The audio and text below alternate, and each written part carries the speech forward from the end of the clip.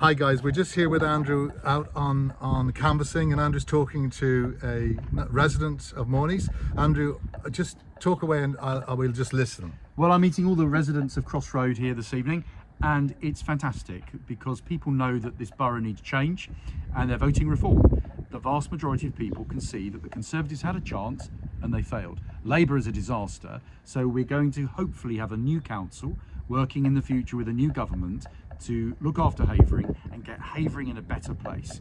We're getting a terrible deal from Sadiq Khan, we're getting a raw deal from the Labour government, so we definitely need change. We need reform, and that's why we're here in Mawneys this afternoon to support Graham, Sue and Jeff on the 7th of May. So another question, just we're not going to video the lady in question, but you're going to hear her talking about some of the things that concerns her, which Andrew's going to try and answer. It's all yours. Yeah, so in the last 8 years that we've been here, it's been spectacular. The borough, if you compare Havering to say Enfield, this is by far well ahead of the game. However, what we are seeing more recently is the creeping of HMOs and these applications where they're turning private residential houses into what they call childcare homes or I'm not sure, foster homes or something along those lines. And to be honest with you, we don't believe enough risk assessments being done to actually really understand if the location is the correct suited location for these types of properties. And also what I want to say is, when we bought the property in Mawneys, the title deeds made very clear that this was a conservation zone.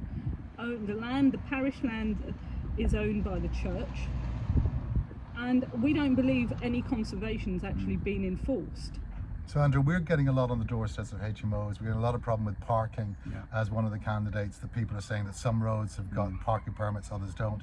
So what's your view on all that? So HMOs, as far as I'm concerned, are a no-no in areas like this. Maybe the town centre, maybe where is in a sort of inner city area, but it doesn't suit an area like this, which is a family road with family properties. So it's absolutely wrong that HMOs are seeping into residential communities such as this. In terms of parking, well, I think that parking is a nightmare in the town centre. Maybe up here it's not quite so bad, but I think that they're using parking as a way of getting money from people. So they're fining people for everything.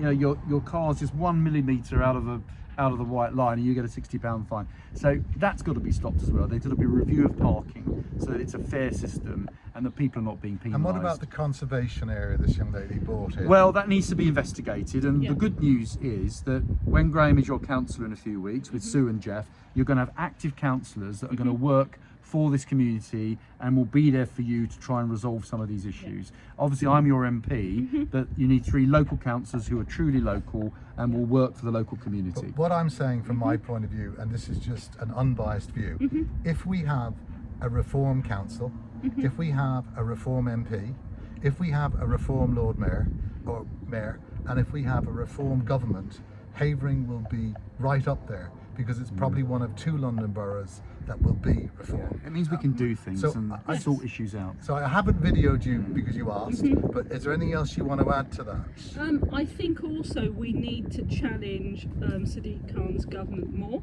especially on the A406, with these gimmick cameras that have gone up and the speed limits that are fluctuating, which means if you drive the stretch, you will get a parking ticket. It's all money making. And you work in London, do you? So you're in and out, do you commute? How do you find Romford Town Centre? Well, I don't, what I actually do is I cheat, and this is why I'm complaining about the A406, because I drive halfway down, and I've actually put my kids in the school closer that way so that they come down with me instead of hanging around on bus stops.